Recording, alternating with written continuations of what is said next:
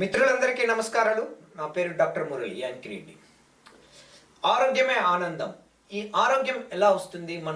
మనము చూసుకుంటే మన చర్మం రంగు, చర్మం యొక్క కాంతివంతం మరియు జుట్టు, కేశ సౌందర్యం చూసి కూడా మనము మనిషి ఎంత ఆరోగ్యంగా ఉన్నాడో కూడా చెప్పవచ్చు.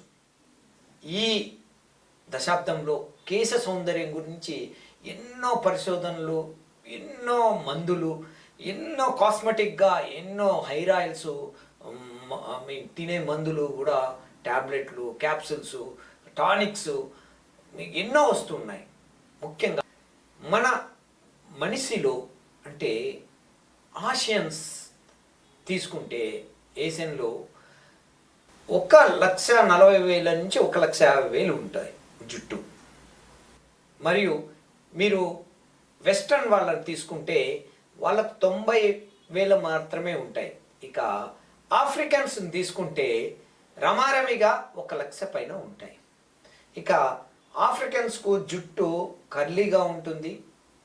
ఇక వెస్ట్రన్ వాళ్ళకు చాలా సాఫ్ట్గా ఉంటుంది జుట్టు. ఇక మన ఇండియన్స్కు జుట్టు దృఢంగా ఉంటుంది, నల్లగా ఉంటుంది, నిటారుగా ఉంటుంది ఈ జుట్టు.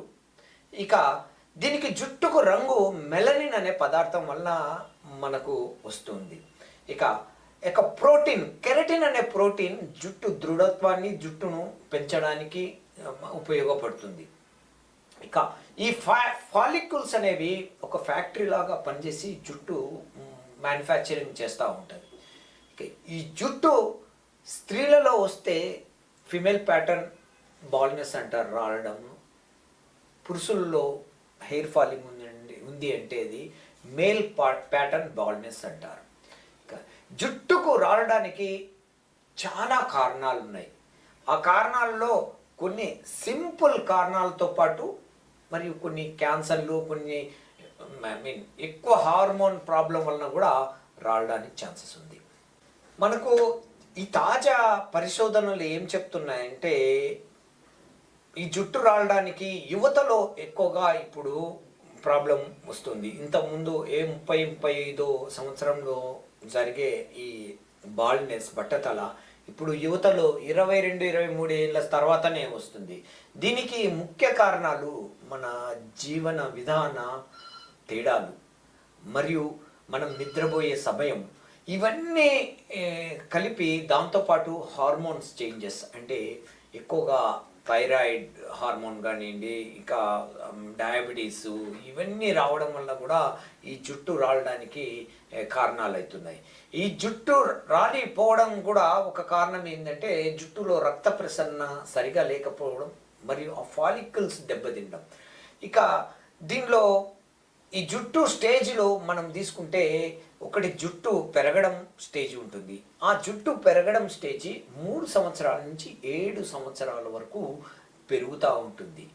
ఈ నిగనిగలాడుతూ ఉంటుంది, జుట్టు స్మూత్గా ఉంటుంది. కొందరిలో ఎందుకు ఉంటుంది అంటే అది ఆరోగ్యకరమైన, ఆరోగ్యవంతమైన మనుషులలో, వాళ్ళలో ఎక్కువగా మంచిగా ప్రోటీన్, మినరల్స్, అమైనో యాసిడ్స్ తీసుకోవడం వల్ల వాళ్ళు ఇన్నర్ ఆరోగ్యం, ఇంతకుముందు చెప్పుకున్నట్లు ఇన్నర్ ఆరోగ్యం అంటే అంతర్భాగ ఆరోగ్యం ఎంత హ్యాపీగా ఉన్నారో, ఎంత బాగున్నారంటే జుట్టు కూడా అంతే బాగా ఉంటుంది.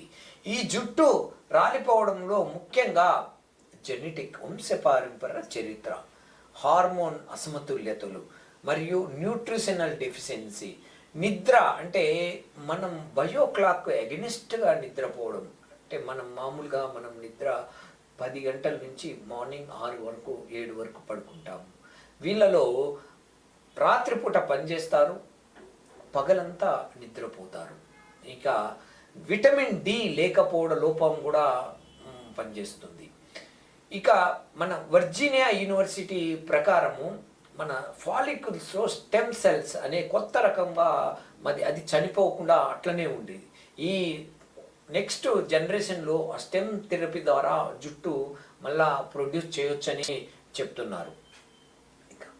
మన పూర్వీకులు వాళ్ళ బాటలో మనం నడిస్తే ఈ జుట్టు కేశ సంరక్షణ చాలా బాగా ఉంటుంది. ఎందుకంటే వాళ్ళు అప్పుడు న్యాచురల్గా ఉండే మందార, పెరుగు, నిమ్మకాయ మరియు కొబ్బరి నూనె, వేప నూనె ఇవి ఎక్కువగా వాడేవాళ్ళు.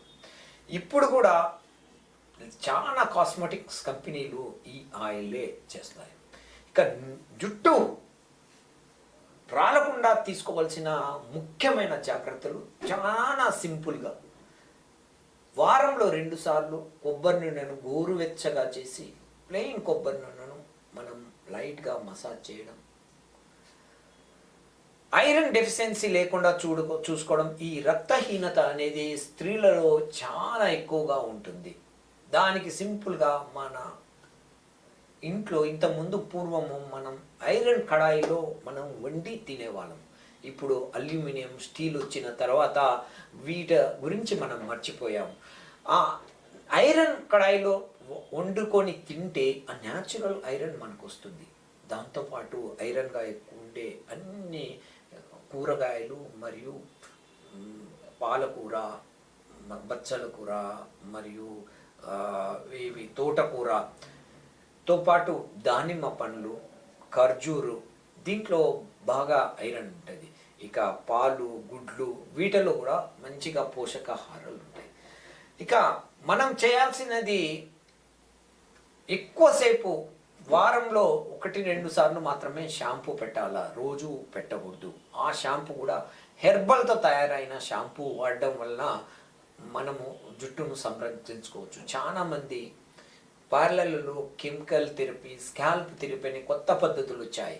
దానివల్ల జుట్టు రాలడము, బ్రిటిల్ కావడం కూడా జరిగిపోతూ ఉంటుంది. ఇక మంచి నిద్ర, బాగా నిద్రపోయి మంచిగా నవ్వేవాళ్ళు, హ్యాపీగా ఉండే వాళ్ళకు స్ట్రెస్ అందరు ఇంటర్నల్ తీసుకోకుండా లోపల వాళ్ళు స్ట్రెస్, యాంగరు మరియు ఆందోళన ఇవన్నీ వాళ్ళు సప్రెస్ చేసుకుంటారు. వాళ్ళలో తొందరగా బాల్నెస్ వస్తుందని ఎన్నో రీసెర్చ్ చెప్పినాయి. ఇక మంచిగా గోరువెచ్చని నీళ్ళు తీసుకోవడము, మనం బలవర్ధక ఆహారము తీసుకోవడము, ఐరన్ కాంటెంట్ తీసుకోవడం వల్ల దీన్ని నివారించవచ్చు.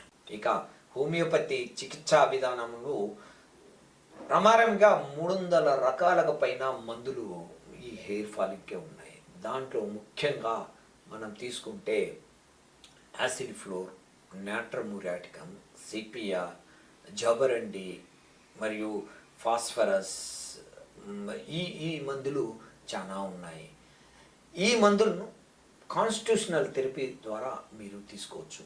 ఇక నెక్స్ట్ వీడియోలో మనం ఎలా వాడుకుందాము ఈ మందుల గురించి మరియు దాంట్లోని హెయిర్ ఆయిల్స్, షాంపూలు ఏ విధమైన దుష్ప్రభావాలు లేకుండా, అంటే సైడ్ ఎఫెక్ట్స్ లేకుండా హోమియోపతి చికిత్స గురించి నెక్స్ట్ వీడియోలో చెప్పుకుందాము. నమస్కారాలు.